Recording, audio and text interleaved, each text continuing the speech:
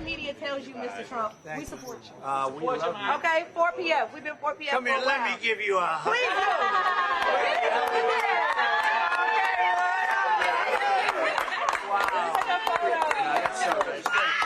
Thank you. Tell my mama I made it. Former President Trump on the campaign trail getting a big hug from one supporter during a stop at a Chick-fil-A in Atlanta. So that woman is the founder of a conservative grassroots political group. She was on Fox and Friends earlier today.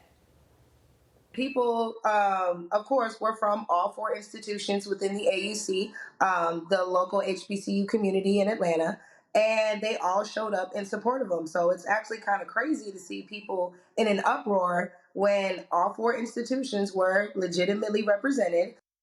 Leo Terrell is a civil rights attorney, a Fox News contributor, and I want to just show some polls here for just an overall look at this because it's pretty interesting. Support now for Biden with black student support is 71%. It was 91% in 20. You can see President Trump taking those 10 points in his column. And then Biden amongst black men. He had 87% support in 2020. It is now 57% support, with Trump at 30% now, where he was at 12%. And then black women also ticking up, but not quite as much.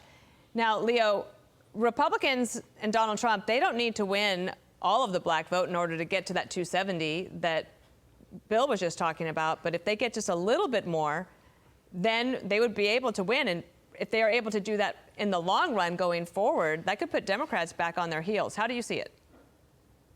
Well, I'll tell you, first of all, Dana, if the Democrat Party does not receive anywhere between 85 or 90% of the black vote, there's no Democrat Party.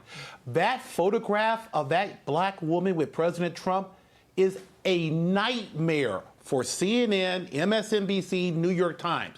They have sent out a false narrative. Trump is a racist. Black people hate Trump. You see that photograph?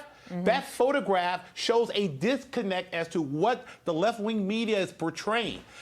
Newsflash, Trump is likable.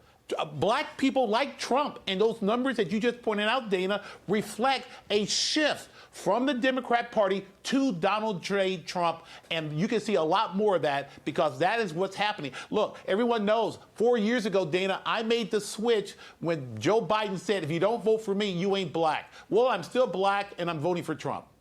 And your point about the images is something I was talking about last night. You know, that sticks in your mind. It's one of the reasons I think photojournalism is so important, and they play a real role in history. You can play a role in the campaigns, too. You just so far, you do not see Joe Biden able to have that kind of interaction with people.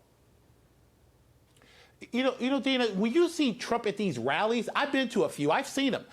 Those people are there because they care, they like him. Mm-hmm. And you don't see that with Joe Biden. You don't see that with the Democrats. There are controlled settings among Democrats. Trump is out with the people. And what is so amazing that I have seen from the left-wing media is that they are in denial of Trump's popularity. He's winning in the polls. But beyond being likable, Leo, what do you think, is there a policy difference that is driving these numbers? Absolutely, Dana, and I'll tell you right now, I know this is going to hurt the Democrats, but Trump did more in those 4 years for black Americans, lowest unemployment, fully funding black colleges, HSBCU black colleges. Also, the First Step Act. So blacks prospered under Donald J. Trump. And they have a comparison between that and the Joe Biden administration, where inflation, crime, and their dislike towards sanctuary cities. See Chicago, New York, and Los Angeles. Mm-hmm. Leo Terrell, thank you for being on with us today and for all of your text messages yesterday as I tried to do that breaking news after O.J. Simpson's news came out. You were saving me because my partner here wasn't here yesterday. Thank you, Leo. Thank you. My pleasure. Take care. Leo lived it. Hey, everyone. I'm Emily Campagno. Catch me and my co-hosts Harris Faulkner and Kaylee McEnany on Outnumbered every weekday at 12 p.m. Eastern, or set your DVR. Also, don't forget to subscribe to the Fox News YouTube page for daily highlights.